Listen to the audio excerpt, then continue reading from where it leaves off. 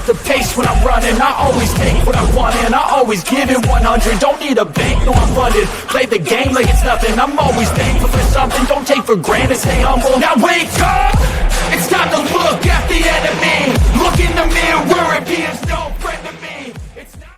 दोस्तों कहानी शुरू होती है और हमें एक स्कूल दिखाया जाता है जिसका कई सालों से रिजल्ट बहुत बुरा आ रहा था। मतलब कि वहाँ पर पढ़ने वाले सभी के सभी स्टूडेंट्स फेल होते जा रहे थे। अब इसी परेशानी के चलते स्कूल का प्रिंसिपल बबलू बवासीर वहाँ के एकेडमी इंस्पेक्टर के साथ मीटिंग करता है। कहता है कि मुझे लगता है कि इस देश के सारे बेवकूफ और नाकारा बच्चे मेरे ही स्कूल में भरे पड़े हैं। हमने तो शहर के सबसे काबिल टीचर्स को इन्हें पढ़ाने के लिए रखा था, लेकिन ये गधे तो पढ़ाई करना ही नहीं चाहते। अब इस स्कूल पर एकेडमी से प्रेशर पड़ने लगा था कि अगर इस साल 50% बच्चे पास नहीं हुए तो ट्रस्टी पैसे देना बंद कर देंगे और स्कूल को ताला लग जाएगा। अब एकेडमी इंस्पेक्टर चूसूदास को एक आइडिया आता है और वो प्रिंसिपल से कहता है कि अगर हम देश के सबसे घटिया, वाहियात और गिरे हुए टीचर्स को काम पर रख लें तो उनसे परेशान होकर ये चूतिए बच्चे अपने आप ही पढ़ने लग जाएंगे। जिसके बाद स्कूल में एंट्री होती है दुनिया के सबसे चूतिए टीचर्स की।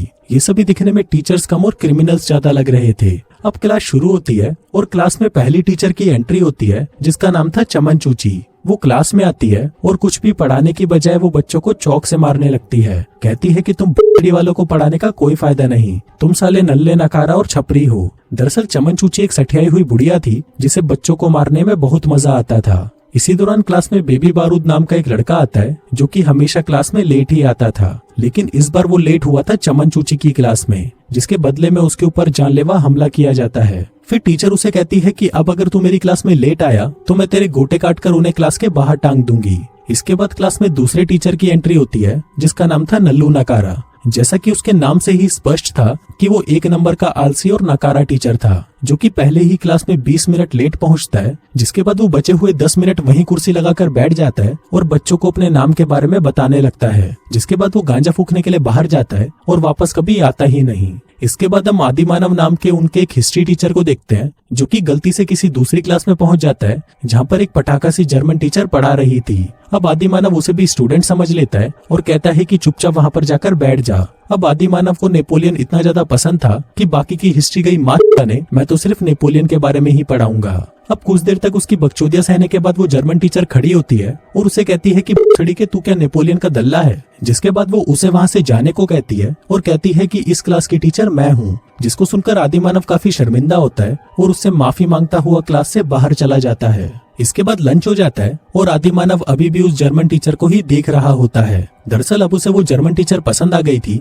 और वो उसकी लेना चाहता था। फिर लंच के बाद होती है स्पोर्ट्स क्लास, जहाँ पर उनका स्पोर्ट्स टीचर नशा मुक्ति बच्चों को पेड़ों पर चढ़ने के लिए कहता है कि अगर तुम अभी इस पर चढ़ाई करना सीख गए तो आगे जाकर तुम किसी भी लड़की पर आसानी से चढ़ाई कर सकते हो। लेकिन जब इस दौरान काफी सारे बच्चों के पेड़ से गिरने पर गोटे फ्रैक्चर हो गए थे तो वो कहने लगता है कि अगर तुम्हें कुछ हासिल करना है तो अपने गोटों की कुर्बानी देनी ही पड़ेगी और तुम लकड़ी के बालों पर झांटे कहाँ से उगा लाया। इसके बाद बारी आती है मेरी और सबकी favourite hot and sexy Maria Marwale की क्लास की, जिसे देखकर मेरे साथ साथ क्लास के सभी बच्चों का खड़ा हो जाता है। फिर जब वो पलटकर अपना पिछवाड़ा दिखाती है, ओह गॉड, एक बार दिला दे। इसी दौरान बेबी बारूद फिर से क्लास में लेट आता है और नई मैडम को देखकर कहता है कि भाई ये क्लास तो मेरी भी फेवरेट थी। लेकिन फिर अगली क्लास होती है फिलोसफी टीचर बदनाम बेवड़े की, जो कि वहाँ पर आते ही अपना कोट उतारकर एक बच्चे के सर पर डाल देता है और कहता है कि आज से ये चूतिया कोट हैंगर है। जिसके बाद वो फालतू की बिना सिर पैर वाली बातें करके वहाँ से चला जाता है। इसके बाद शुरू होती है केमिस्ट्री की क्लास, जहाँ पर इनका ये टीचर जिसका नाम चोमुस्टाइन होता है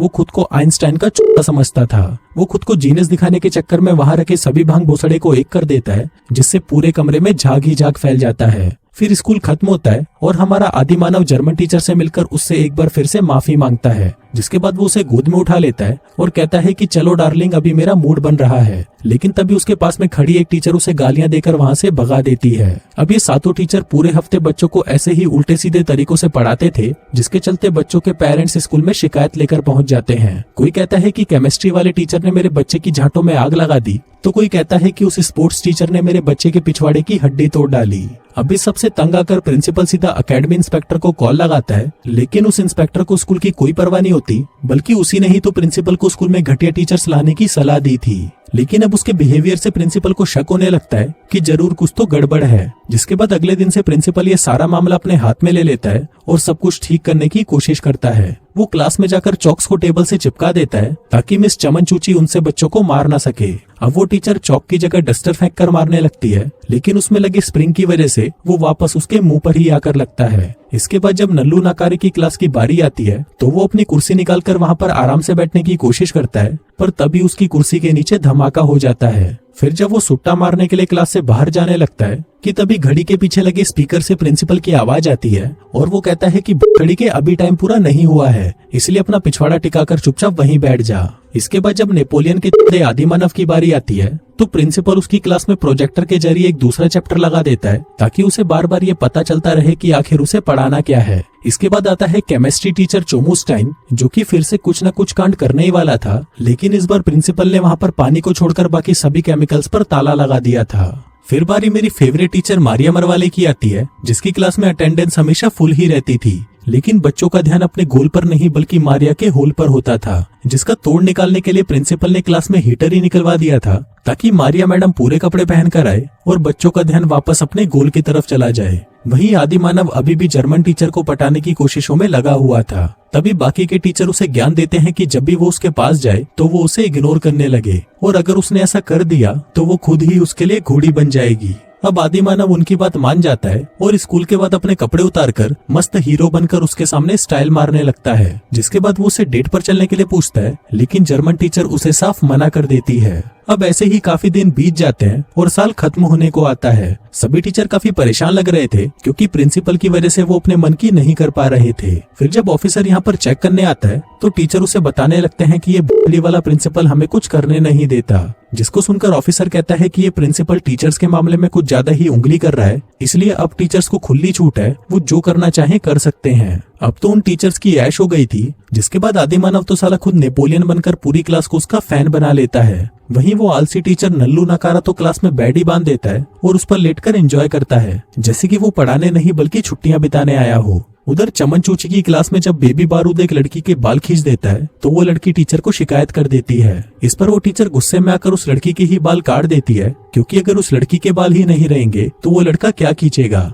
अब क्योंकि सारे टीचर्स को सब कुछ करने की आजादी मिली हुई थी तो उसमें प्रिंसिपल भी कुछ नहीं कर सकता था। उधर केमिस्ट्री की क्लास में भी चोमुस्टाइन इधर उधर का भांग भोसड़ा मिलाकर कुछ न कुछ बकचोदियां करता ही रहता था। वहीं फिलोसफी टीचर बदनाम बेवड़ा स्कूल के सभी स्टूडेंट्स को नंगा होकर घूमने के लिए कहता है ताकि वो प्रकृति के असली रूप को समझ सकें। अब धीरे धीरे इन चूते टीचर्स के बारे में आसपास के दूसरे स्टूडेंट्स को भी पता चल गया था। फिर जब उन्होंने देखा कि यहाँ पर एक हॉट एंड सेक्सी मैडम है, बम बनाने वाला एक केमिस्ट्री टीचर है और लड़कियों को नंगा घुमाने वाला एक फिलोसफी टीचर है, तो ये देखकर बाकी के स्टूडेंट्स भी छुप छुप कर इस स्कूल में आने लगे।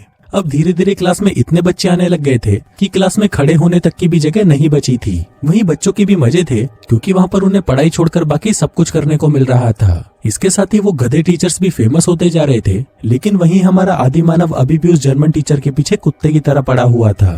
एक बार तो वो घोड़े पर राजकुमार बनकर उसे प्रपोज करने भी पहुंच जाता है, लेकिन उसका ये प्लान उल्टा पड़ जाता है क्योंकि वो घोड़ा अपने ऊपर गधे को बैठा देखकर वहाँ से भाग जाता है।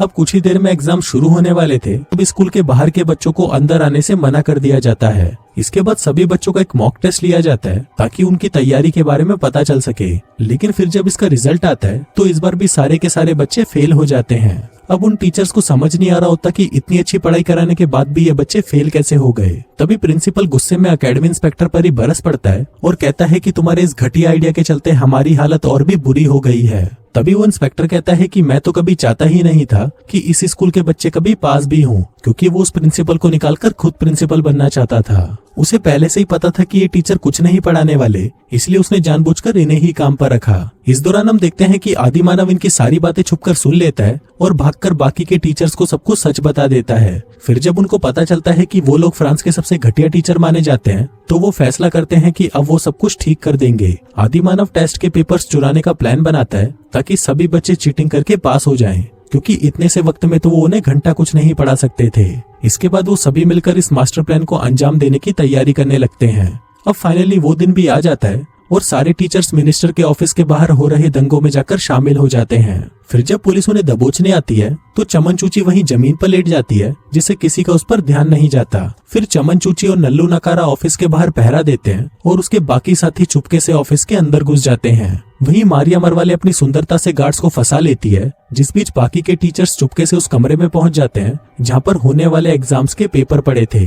लेकिन अब प्रॉब्लम ये थी कि जिस तिजोरी में वो पेपर रखे थे वो तिजोरी लॉक थी। फिर सभी अपना दिमाग चलाते हैं और मिनिस्टर की इलेक्शन जीतने वाली तारीख को तिजोरी में लगा देते हैं, जिससे वो तिजोरी खुल जाती है। फिर अगले दिन सभी बच्चों का एक दूसरा टेस्ट होता है। अब टीचर्स ने तो बच्चों को पेपर पहले ही दे दिया था, लेकिन जब एग्जाम हो जाता है तो उन्हें पता चलता है कि वो चूतिया गलती से दूसरी क्लास का पेपर चुरा लाए थे। लेकिन फिर भी वो बच्चे इस बात को अप्रिशिएट करते हैं कि कम से कम टीचर्स ने उनके बारे में सोचा तो सही।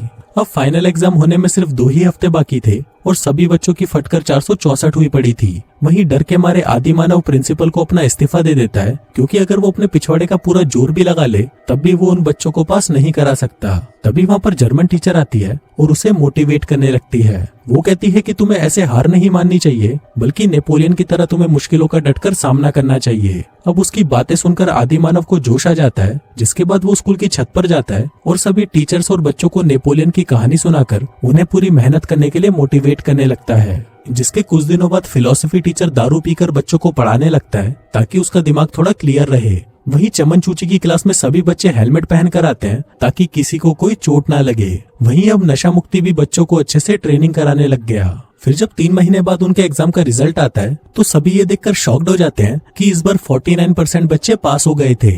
लेकिन क्योंकि उनका टारगेट 50% का था तो टीचर्स अभी भी यहाँ पर नाकामयाब रहे थे, जिसके चलते अब उन्हें ये स्कूल बंद करना होगा। उधर एकेडमी इंस्पेक्टर अपनी जीत को सेलिब्रेट कर रहा होता है, जिसके बाद वो अपने बॉस को अपने प्लान की सारी सच्चाई बता देता है। लेकिन इसी दौरान स्कूल में प्रिंसिपल को एक लेटर मिलता है जो कि सब कुछ बदल कर रख देता है। उसमें लिखा था कि क्योंकि बेबी बारूद स्कूल में लगातार फेल हो रहा था, इसलिए उसे स्कूल से निकाल दिया गया है। इससे फेल हुए बच्चों में एक बच्चा कम हो जाता है और पूरे 50% बच्चे पास हो जाते हैं। अब ये देखकर सभी खुश हो जाते हैं और बेबी बारूद को कंधे पर उठाकर नाचने लगते हैं। इसके बाद सभी टीचर्स को इस स्कूल से जाने की परमिशन भी दे दी जाती है, लेकिन वो टीचर अब यहीं रहकर बाकी के बच्चों को भी पढ़ाने का फैसला करते हैं। वहीं एकेडमी इंस्पेक्टर को नौकरी से निकाल दिया जाता है और हमारे आदिमानव को उसका सच्चा प्यार यानी जर्मन टीचर भी मिल जाती है। और इसी के साथ ही ये कहानी यहीं खत्म हो जाती है।